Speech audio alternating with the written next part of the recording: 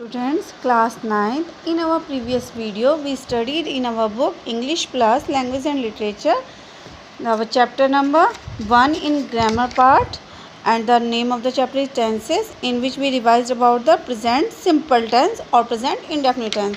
Today we will study about our next tense, the present progressive और continuous tense, जिसे हम present progressive भी बुलाते हैं और प्रेजेंट कॉन्टीन्यूस टेंस भी बुलाते हैं.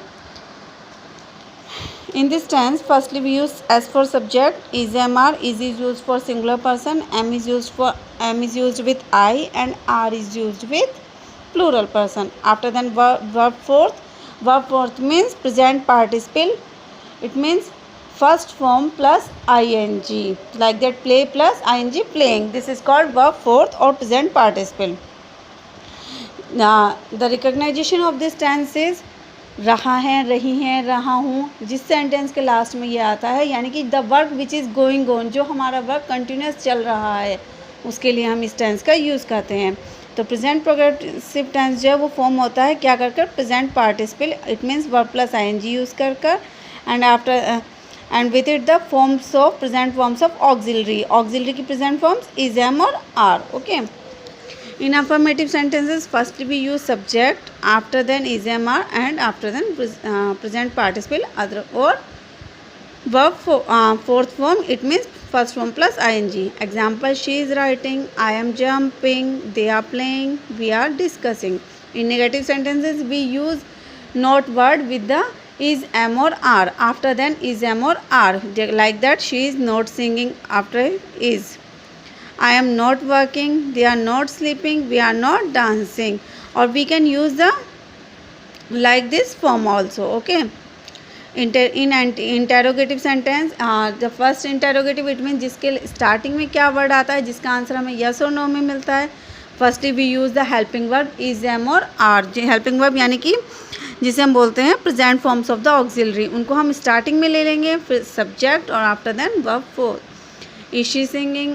Are they sleeping? Am I working? And in second form, जहाँ पर हम इसका सेकंड फॉर्म कौन सा आता है, जहाँ पर हमसे क्वेश्चन वर्ड यूज़ करते हैं, like that what, where, when. तो वहाँ हम यूज़ करेंगे firstly question word, after then is am are and subject plus verb fourth, यानी कि first form plus ing. In negative interrogative sentence कई बार ऐसे होता है जब हमारे पास इंटेरोगेटिव सेंटेंस भी होता है प्लस नेगेटिव भी होता है, तो वहाँ हम नेगेटिव को वहाँ नहीं यूज़ करते नोट को, जहाँ इज एम आर और दिया था. जैसे हम नेगेटिव में आफ्टर इज एम आर के बाद हम यूज़ करते हैं नोट का, लेकिन हम यहाँ पर इसमें नहीं कर सकते. हम इसमें कहाँ यूज़ करेंगे, जहाँ नोट यूज़ होता है वो वहीं जाएगा, यानी कि बिफोर अवर वर्ब से पहले बस इज एम आर को स्टार्टिंग में लिया जाता है. Okay.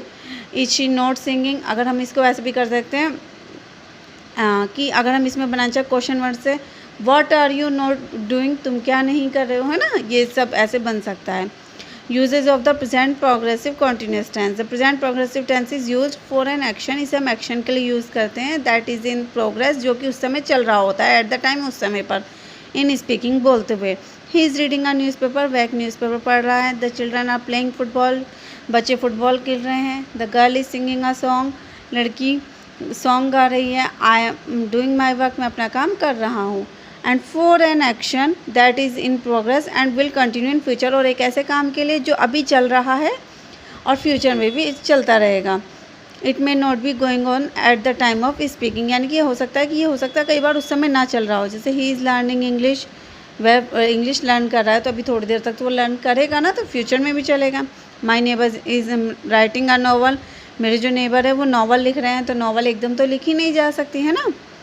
To describe an action that is plan to take place in the near future, कि कोई एक ऐसा एक्शन जिसको वर्णित करता है, डिस्क्राइब किया जाता है, दैट इज़ प्लान, जिसकी योजना तो बनाई जाती है, जो अपना स्थान लेगा इन नियर फ्यूचर, जो कि आने वाले मतलब फ्यूचर में, जो बिल्कुल हमारे समीप है उस फ्यूचर में काम होगा. Like that I am meeting him tomorrow, मैं उससे कल मिलूँगा.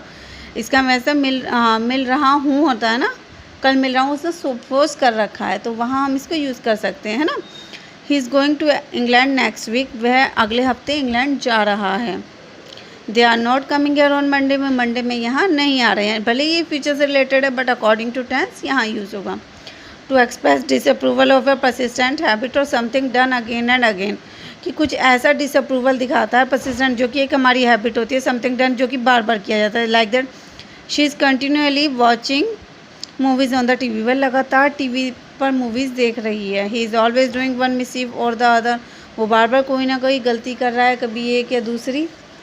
He is repeatedly making the same mistakes, वह बार बार लगातार उसी मिस्टेक को दोहरा रहा है। They are constantly changing their statement, वे लगातार अपनी स्टेटमेंट को चेंज कर रहे हैं। Verbs of perception and some other verbs are not generally used in the present progressive tense, कि verbs of perception जो होती है और जो दूसरी verbs होती हैं उन्हें सामान्यतः इसमें यूज़ नहीं किया जाता है। see, smell, bear, taste, know, understood, hate, like, want, wish, etc. Okay, thank you. Your today's work is to revise this topic and make your notes, prepare your notes also. Okay, thank you.